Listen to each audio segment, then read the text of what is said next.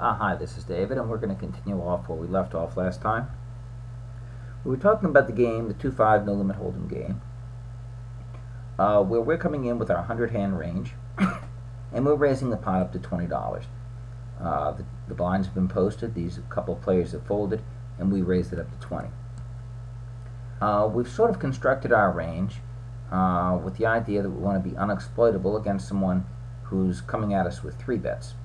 Now, the normal size 3 bet, as we know, is about 3x, maybe 4x, but if he comes in for $60 right here, okay, what he's going to be doing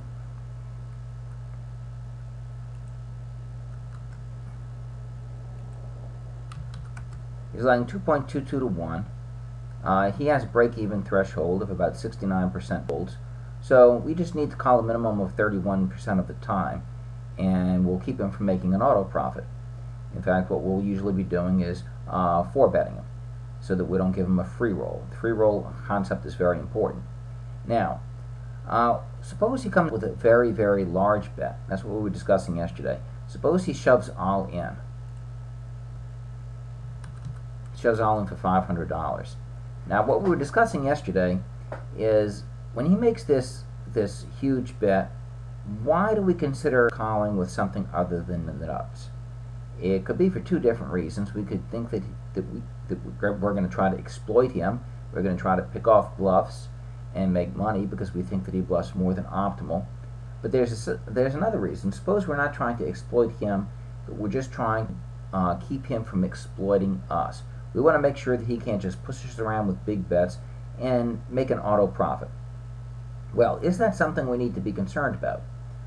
When he's betting $500 to win 27, he's laying 18.5 to 1. This means he needs us to fold 95% of the time.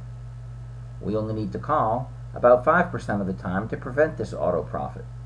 Now, we have our 100-hand range here, and this means that if we called with nothing but pocket aces, which we'll have 6% of the time, this is sufficient to keep him from making an auto profit. Now, unfortunately, now that you've understood that, I've got to go ahead and throw a monkey wrench into it. This is only strictly true if there are no more cards to come, if we were on the river. Okay? But because there are more cards to come, he's going to have equity when called. That means that we have to call more frequently. Okay? Suppose we have the situation where we're going to call with just pocket aces. So we'll take a couple of aces here. And we'll say that he's bluffing, and he has a suited connector. We'll give him 7-6 of diamonds. Okay. Now, what it means is that the 94 times out of 100 that we're folding, he's picking up the $27. But to keep him from making a profit, we would have to pick up this entire $500, the other 6% of the time. And unfortunately, that's not going to happen. If we look at Poker Stove here, and here we give ourselves pocket aces, and we give him 7 of diamonds, 6 of diamonds, and we look at the equity, we see that he has a little bit better than 22.5% equity. In fact, even if we have one of his suit, let's give ourselves ace of clubs, ace of diamonds,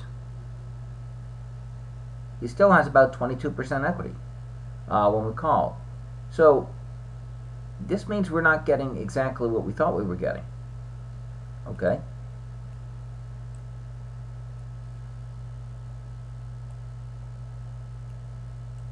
"94% of the time, he picks up the $27 that's in the middle of the pot when we fold. 6% of the time, we call and we run the board. Although we called a sufficient amount of time to prevent the auto profit, he will still profit. We have to charge him extra because he has equity, and just by meeting his 0 EV threshold, we give him a free roll." Okay? Now, this is going to be very important later when we start semi-bluffing post-flop. Usually when we make bluffs, we're going to have lots of outs to improve. Okay? So it'll be very important for us to learn the concept of an equity adjusted lay. How much are we really laying to win the pot, and how much fold equity do we really need given the chance we will sometimes improve to the best hand. Now, in this particular situation, he has approximately 22% equity when called. Out of the 6 times in 100 that we call, his net is he gets 22% of 507, and the reason for that is there were $7 in the pot, the blinds, and we're going to call the rest of our stack. We had a $500 stack to start. So when he wins, it's $507, and he gets that 22% of the time. Then 88% of the time, he loses his stack. Okay, so the 6 times out of 100 that we call, he doesn't lose an entire $500. He loses an average of $328.46. So that's his average loss the 6 times that we call, for a total of $1,970.76. Now, the other 94 times out of 100 that we fold, he picks up the $27 in the middle.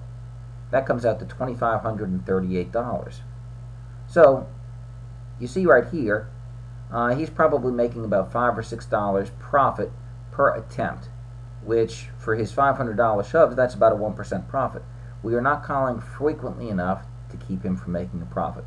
How frequently do we have to call? We're going to go ahead and figure that out next time. I'll show you how to figure out equity adjustedly.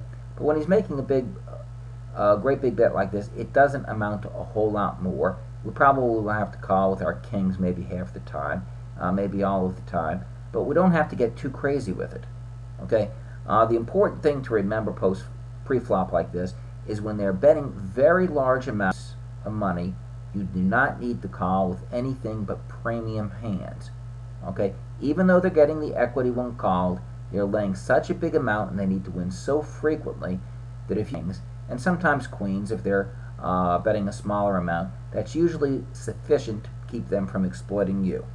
You're only going to call them more frequently than that if you're trying to exploit them, meaning you think that they are a habitual bluffer, a maniac, and you should call them more frequently with hands like queens and jacks. But if you're just trying to prevent being exploited, that's usually not necessary. Anyway, that's all we're going to do right now. I just wanted to introduce that concept real quickly because where I left off last time, I didn't really address the idea that they would have equity when called, and it does cause us to call a little bit more frequently than just negating their pot odds. Okay, that's all for right now. We're at about 8 minutes, so we'll cut this one a little bit short.